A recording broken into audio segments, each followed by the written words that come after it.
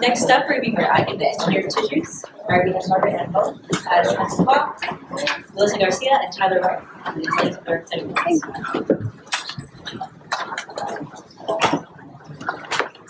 Okay, so I'm Melissa. I'm Margaret. I'm Samantha. And I'm Tyler. And our product is engineering 3D adipose tissue that can grow. So obesity is a serious issue in the United States and is becoming a more serious issue worldwide. Over 36% of adults over 20 are considered obese. 2.8 million adults die each year due to complications of being overweight or obese. Typically, fat tissue comprises of 15 to 30% of total human body weight, but for an obese individual, this percentage is a little higher, or a lot. This accumulation of fat tissue is usually due to an unhealthy lifestyle or also due to genetic factors. So the most common way that obesity is treated is lifestyle changes. A doctor would recommend more exercise or they would recommend a diet. However, this treatment doesn't really address the underlying genetic factors of obesity. So an area of great interest is developing drug therapies. However, it's hard to develop drug therapies with the current methods that we have now, just because it's hard to test them. So one way that people test them is using live animal models, which can get quite expensive, or they use 2D adipose tissue models. These 2D adipose tissue models are insufficient because they are unable to replicate the physiological response of the tissue due to the lack of an extracellular matrix. So this is where our project comes in. We aim to engineer a 3D adipose tissue model that can grow, and 2, develop an algorithm that can quantify that growth.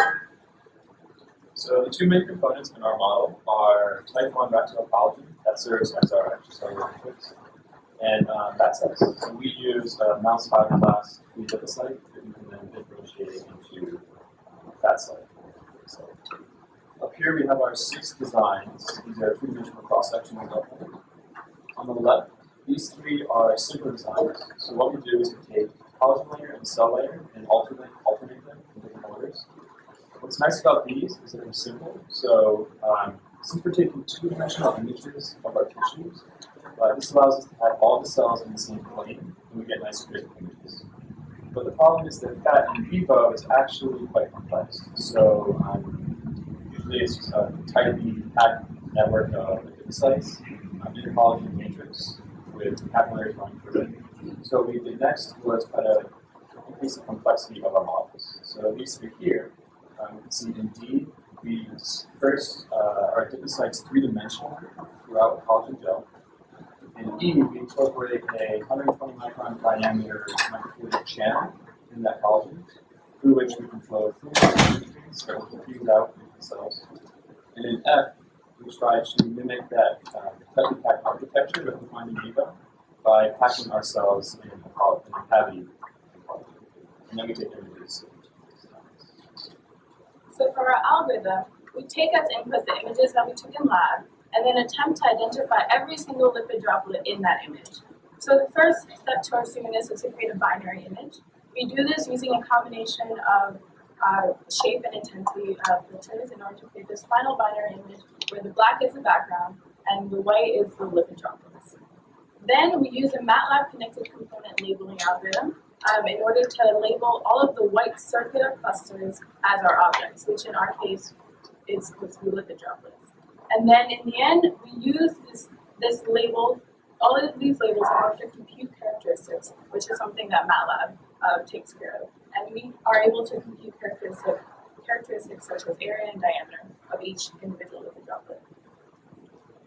So we were successfully able to create each of our designs and image each of them with phase and fluorescent microscopy. So up here are the designs, and then these are phase images and fluorescent images. So in the phase images, you can see these white circles, which are lipid droplets, and these are, when they are large lipid droplets, it's easy to distinguish these from the background. However, when they're smaller, they're more difficult for the naked eye to pick up, so we use fluorescent staining here in red to help the algorithm filter out for the lipid content. And so the blue here is also the cell nuclei. And what we can see here is that in the more simplistic designs, it's easy to see distinct circular shapes with clear boundaries because all of the layers are 2D. However, when we get to the more complex designs, because of the three-dimensionality of these designs, we find that it's harder to distinguish certain lipid droplets that are not in the same plane. And you don't see those distinct white circles in the phase images, and you don't see this, you see red dots of varying intensities in the fluorescent images. So this shows that the more complex designs tend to take away from the imageability of our samples. So now that we have our algorithm and we have our 6 designs, we want to determine the accuracy of our algorithm. So what we did was we went through the hundreds of images we collected over the course of the year, and we chose a representative image for each design. And we took that representative image and hand labeled all of the lipid droplets and went through and colored them in and denoted this is what we think is a lipid droplet. And from there, we took those representative images and we ran them through the algorithm.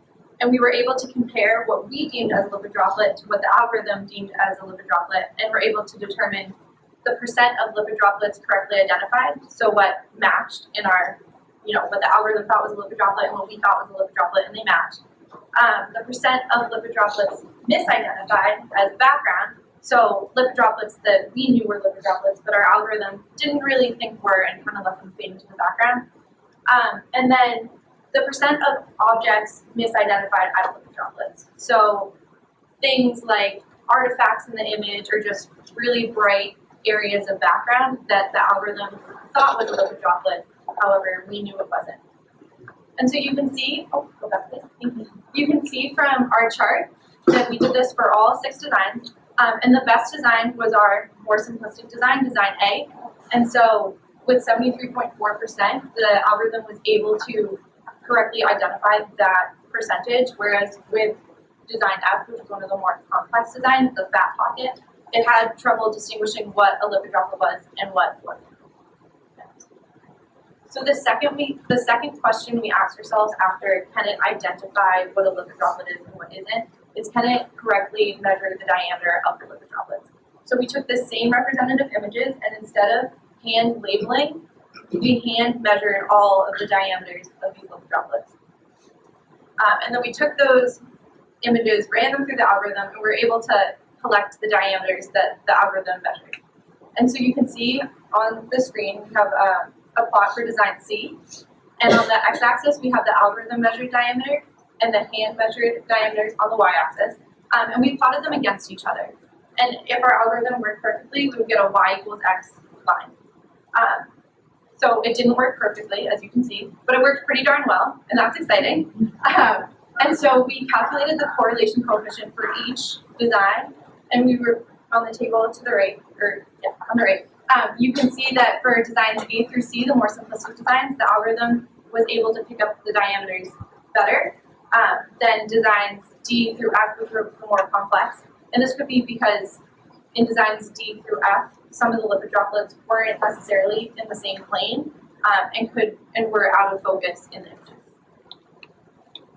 So if someone wanted to develop a drug and test it in one of our models, we'd have to show that our models can grow before the drug developer can show that they did it grow. So in this plot, we have each of our designs on the x-axis and the percent growth after 18 days on the y-axis.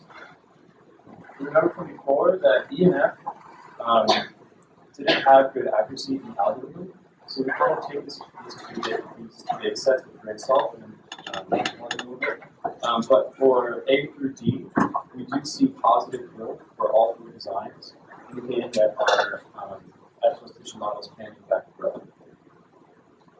We also wanted to test to see if we could change the rate of growth in our models by adding a growth stimulating hormone. In this case, we added insulin, which should increase lipid uptake in the cells. Unfortunately, we didn't see any statistical difference between with insulin and without insulin. But the fact that we could get growth in all 4 of our designs under normal conditions is great. So just to sum everything up, we first constructed 6 adipose tissue models using adipocytes and collagen. We developed a MATLAB algorithm to measure lipid droplets in those cells, verify that our algorithm is accurate at detecting and measuring lipid droplets, and then apply the algorithm to our models and found that we can engineer an adipose tissue. And we want to thank the examiner for all the help on our project. So, for other questions.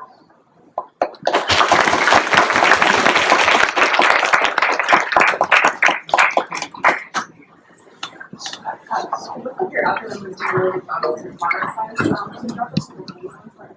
Yeah, is that something you're concerned about, or if they aren't people effects anyway? That is definitely a problem that we notice, like with our algorithm, but with other things, we're measuring kind of the growth over time and this total area. We don't think we have that much more effect in terms of results. That's why we notice that.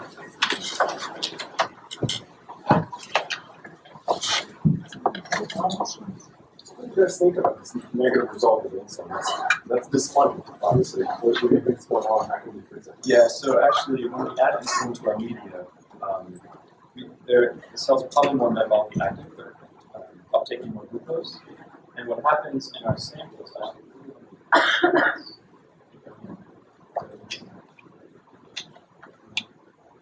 so we actually get a lot of this black cloudiness in our samples, which we think might be kind of blocking the view of our lipid droplets. And we actually accumulate more of this black cloudiness in the presence of insulin, probably because they're more metabolically active.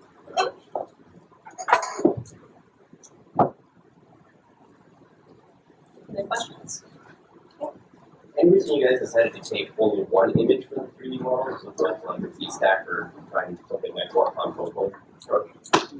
We didn't have access to a confocal microscope. That's the answer. Any reason why you didn't just do more full stack images then?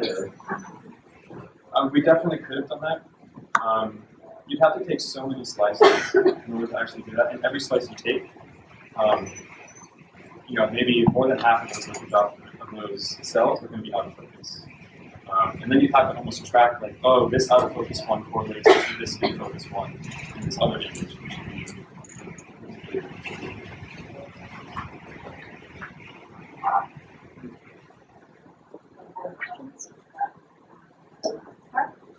Thank you.